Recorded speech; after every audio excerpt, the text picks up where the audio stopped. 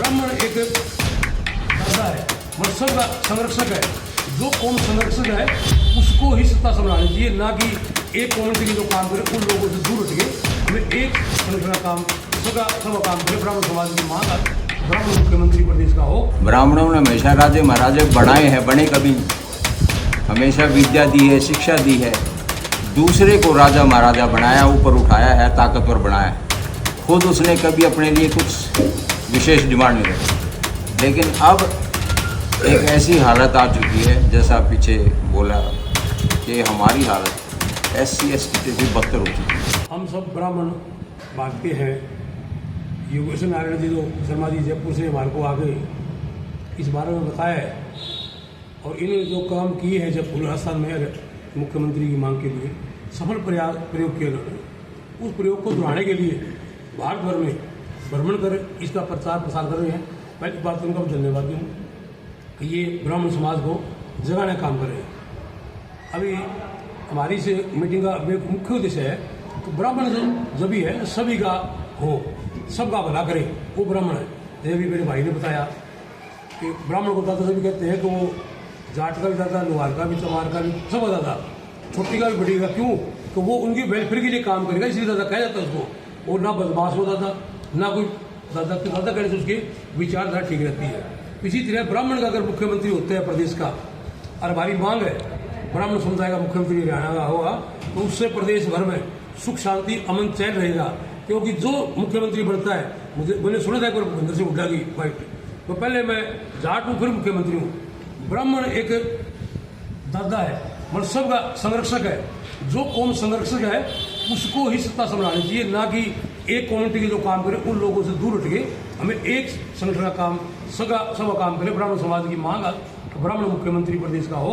इस मांग के साथ हम दोनों पार्टियों से मांग करते हैं, कांग्रेस के भी वरिष्ठ नेताओं से, राष्ट्रीय नेताओं से, और बीजेपी के भी हरियाणा के अंदर ब्राह्मण मुख्यमंत्री जी, जो पार्टी ब्राह्मण मुख्यमंत्री देगी हम उसके साथ तन धन के साथ काम करेंगे।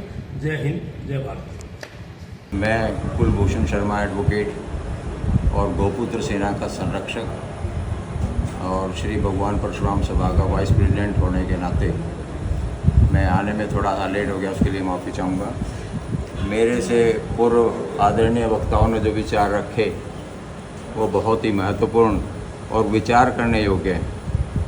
पूरा समाज भी विचार करे उसके बारे में, और दोनों पार्टियों का, बड़ी पार्टियों का जिक्र किया गया है, उनको भी विचार करके यथोचित स्थान हमारे ब्राह्मण समाज को मिलना चाहिए, मैं ऐसा कहना चाहूँगा। दूसरी बात कि भी संविधान जो बनाया गया था, ये कह करके बनाया गया था कि संविधान एक समतामूलक समाज की स्थापना करेगा, और उस संविधान की आड़ लेकर के सभी पार्टियां, मुख्य रूप से दो बड़ी पार्टियां, रिजर्वेशन के नाम पे भी, गरीबी के नाम पे भी, और सामाजिक तौर से पिछड़ेपन के नाम पे भी हमारे को मूर्ख बनाती रही हैं। उनको जो पिछड़ी जातियां हैं वो अच्छे ऊंचे स्थान पे जा चुकी हैं, उसके बावजूद उनके सारी सुविधाएं अभी भी लागू हैं। चाहे वो करोड़पति हो जाओ, चाहे IAS हो, HCS हो, IPS हो, उनको वही सुविधाएं लागू हैं। हमारे समाज का गरीब बच्चा भी एक पैसे की उसको सरकार की तरफ से कोई सुविधा नहीं है, चाहे वो बेचारा कितना ही मेहनती हो। 98-97% भी कम नहीं होते, लेकिन जाके पता लगता है तो वहाँ तो हमारे तो 100%, 99.9% का एक बच्चे का एडमिशन हुआ मुश्किल से शायद, और वहाँ 35%, 40% वाले जाके आराम से बढ़िया इंस्टीट्यूशंस में एडमिशन लेकर के और बड़े बड़े ऊंचे ऊंचे पौधों पे बैठे हुए हैं। तो सरकार से हमारी ये अपील है कि ये संविधान ये कह के नहीं बनाया गया था कि आप वहाँ जो पहले अन्याय होता भी होगा, अगर मान भी लिया जाए, उसको तो उठा देंगे, फिर इनके साथ अन्याय करने लग जाएंगे जिन्होंने कोई कसूर नहीं किया। ब्राह्मणों ने हमेशा राजे महाराजे बनाए हैं, बने कभी। हमेशा विद्या दी है, शिक्षा दी है, दूसरे को राजा महाराजा बनाया, ऊपर उठाया है, ताकतवर बनाया है। खुद उसने कभी अपने लिए कुछ विशेष डिमांड नहीं रखी। लेकिन अब एक ऐसी हालत आ चुकी है, जैसा पीछे बोला कि हमारी हालत SC ST से भी बदतर हो चुकी है, आर्थिक रूप से भी, सामाजिक रूप से भी, हर लिहाज से। तो हमारे साथ ये कौन सा समतामूलक समाज हुआ?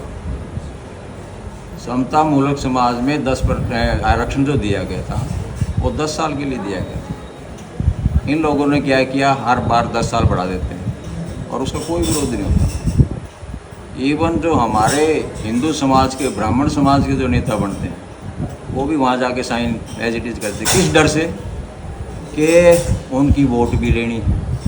वोट का ज़माना है, वोट से जोड़ दिया गया पूरे देश को, पूरे सिस्टम को वोट से जोड़ दिया गया। यानी जो बच्चे ज़्यादा पैदा करेगा, जो इस देश पे ज़्यादा बाहर डालेगा, उसी को ज़्यादा चीज़ें मिलेंगी, ज़्यादा सुविधाएं मिलेंगी। होना तो चाहिए ये कि भाई आप ज़्यादा बच्चे मत पैदा करो। आप कह रहे हो ना महंगाई है, इतने बच्चे पैदा क्यों कर रहे हो भाई? ब्राह्मण के लिए 1-2 बच्चा पढ़ाना लिखाना और उसको स्टैंड करना मुश्किल हो जाता है आज के दिन, इसलिए वो कम बच्चे पैदा करते हैं, जो देश के लिए भी अच्छा है। जितना पढ़ा सके, लिखा सके, समुचित स्थान दिला सके समाज के अंदर, उतने पैदा करने चाहिए। तो मैं ये कहना चाहूँगा, इसके ऊपर विशेष ध्यान दिया जाए और ब्राह्मण समाज को भी सोचना होगा। जो हमारे प्रतिनिधि बन के आते हैं, ये वोट लेके चले जाते हैं, इनसे प्रश्न पूछे जाएँ, इनसे पूछा जाए